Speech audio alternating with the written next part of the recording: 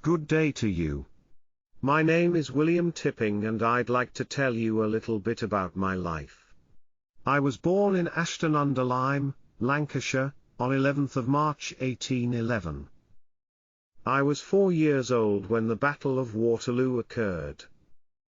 However, I better remember the Peterloo Massacre, right here in Manchester when I was just 8. I received a rudimentary education from old Mr. Wright, of the village, but at the age of 9 was required to work full-time in John Stockford's cotton mill. I became a piecer, a child labourer, who was required to reach into the loom to tie together broken threads. In the days before health and safety, the machinery was not stopped for this to happen, and accidents and injury were not uncommon. I remember when George IV was crowned on the 19th of July 1821. The event was celebrated in a right royal fashion in Ashton. There were 6 barrels of beer placed in Old Square, and 3 barrels on Park Parade.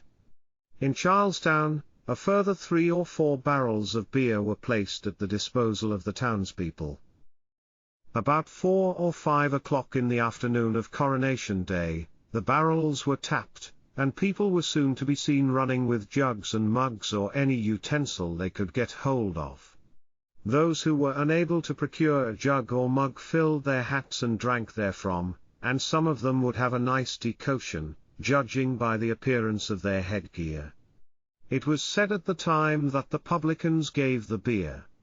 I ended up living through no fewer than 5 monarchs: George III, George IV, William IV, Queen Victoria, and Edward VII. At the age of 14, I was excited to become a founder member of the Ashton Mechanics Institute, and saw the advantages of learning that this would bring to me. Many years later, in 1862, the Institute moved to this rather fine building in Church Street. Sadly, the Institute closed for good, in 1904, and I was the only member to be there at the start, and at the end. The years of the 19th century were often turbulent, in the cotton towns of Manchester. In the 1820s, whilst I was working at the old ship warehouse, the Blackburn riots, brought about by the introduction of power looms, occurred. I remember when guns were placed before the factory, with soldiers behind them, to fire upon the operatives if they attempted to smash the machinery. The mill chimney of Stockford's mill fell down and cut the mill through from top to bottom. The mill was subsequently used as a machine shop. In 1848, soldiers were billeted in the mill, in connection with the Chartist riots. Then, there was William Murphy, a Protestant Irishman who had been touring local towns and cities, agitating against the Catholic Church, particularly the practices of the intrusive questions asked of women in the confessional.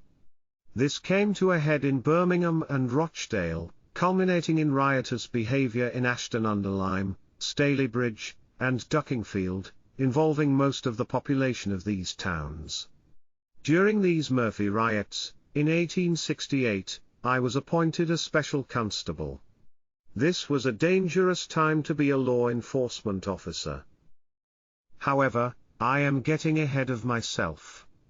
After leaving Stockford's and working at John Kenworthy's mill for 5 or 6 years, where I acquired all the practical and theoretical knowledge of a mill which came within my reach, I then went to work at the mill of Messrs. Thomas Mason and Sons for fully 25 years, occupying the various positions of bookkeeper, cashier and manager. I left, to rent space in Hurstmount Mills, in order to begin business for myself. When I left Messrs. Mason's mill, they presented me with an illuminated address and a handsome timepiece as a tribute to my worth. I went into partnership with Mr. Smethurst Thomas and Mr. Zachariah Smith, and we became very successful. In 1871 my partners left the business, leaving me as the sole proprietor, and, by 1883, I was able to purchase the freehold of the whole of Hurstmount Mills, together with the land upon which it stood. In 1898, the business incorporated as William Tipping Limited, and, at that time, had about 20,000 mule spindles producing medium-fine counts of yarn. It was at that point I retired from the business. Many years before my retirement, I had become a Justice of the Peace for Ashton-under-Lyne, a position which I actively, and enthusiastically, participated in for the remainder of my years. On the 18th of March 1891, I was presented with a table lamp by the workpeople of the mill, to commemorate my 90th birthday. Over 130 years later, this lamp is still in the family, and in use on a daily basis. I lived for 40 years at Albemarle Terrace in Ashton, and, when I died there, in my chair, at 5:30 on the morning of Saturday 14th of October 1905, flags were lowered to half-mast across Ashton-under-Lyne. In 2018 my great-great-grandson organized and unveiled a heritage plaque to be placed upon the property. I have many more reminiscences, but, perhaps, I shall save those for another time. I very much hope you've enjoyed this brief journey through my life, and I think I can say with certainty, that it was one well lived.